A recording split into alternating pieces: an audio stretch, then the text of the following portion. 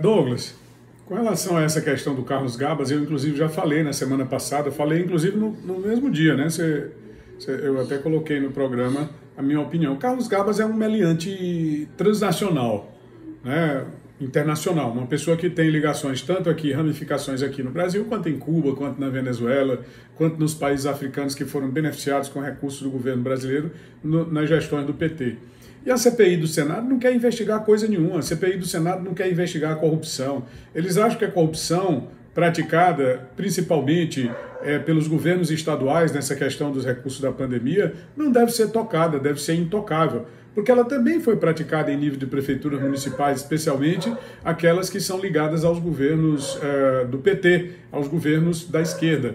Mas a CPI não quer, de fato, investigar Carlos Gabas, não quer investigar a Consórcio Nordeste. Se o quisesse, já teria feito. Veja só, os governadores foram convocados, depois foram convidados, depois o Supremo Tribunal Federal, que tem uma bancada do PT no Supremo Tribunal Federal. E ali eles realmente disseram que os governadores sequer precisavam comparecer. Então, onde é que está a legalidade, onde é que está a normalidade institucional em que agentes públicos que utilizam recursos públicos, que aplicam indevidamente recursos públicos, não podem ser investigados? E, além de tudo, o relatório da CPI, ele já está pronto. O senador Renan Calheiros já falou várias vezes, já disse, olha, o presidente Bolsonaro vai ser indiciado por 10 tipos de crimes, depois voltou de novo, são 12 tipos de crimes. Então o que é que você pode esperar dessas pessoas? O que é que pode esperar de elementos como esse?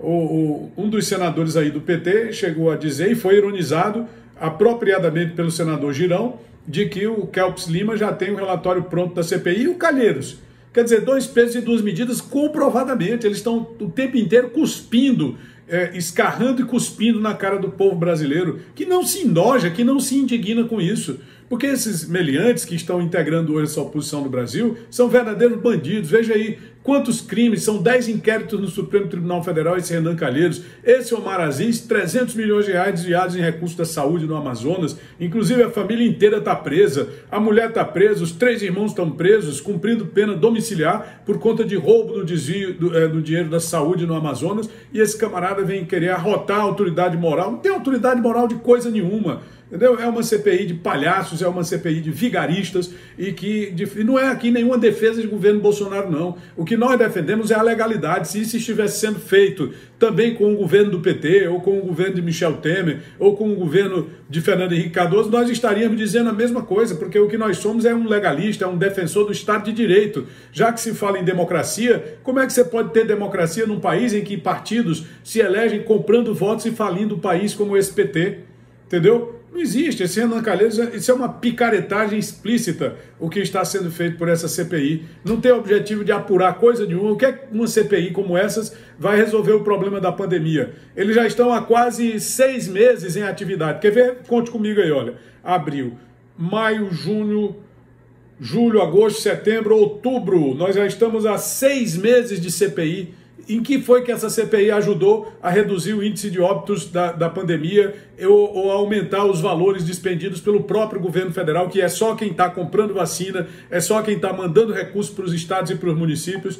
Qual foi a ajuda que essa CPI deu até agora? Isso aí é o que tem que se perguntar. E quanto essa inutilidade já custou aos cofres da nação? No final de semana eu publiquei um vídeo mostrando as farras do senador Renan Calheiros no seu gabinete. Depois que termina as sessões da CPI, ele convida um bando de jornalistas camaradas para divulgar, né, para fazer essa narrativa de cumplicidade que eles têm com esse bandido de Alagoas. E aí ele paga almoço que custa R$1.000.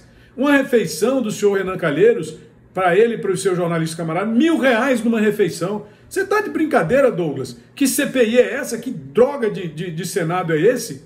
Um único senador, imagine os demais, pagando refeição para o jornalista, que corresponde a vários meses de auxílio emergencial ou a vários meses de Bolsa Família para famílias pobres que estão passando necessidade por conta da pandemia, que perderam os seus empregos, para artistas que estão sem poder trabalhar porque houve realmente uma desacelerada durante muito tempo no período crítico da pandemia e que agora volta, mas volta moderadamente, mas ainda gerando prejuízo no sistema econômico do país. Então, o cara que faz um almoço de R$1.000 tambaqui com farofa, R$550, bacalhau na brasa, R$980. Paciência, esse é o cenário que nós temos no Brasil hoje. Esses elementos falando mal dos governantes, de quem são opositores, ao mesmo tempo em que se esbaldam e ficam protegidos e blindados pelo Jornal Nacional e pelo restante da imprensa militante desse país, que não é para amadores.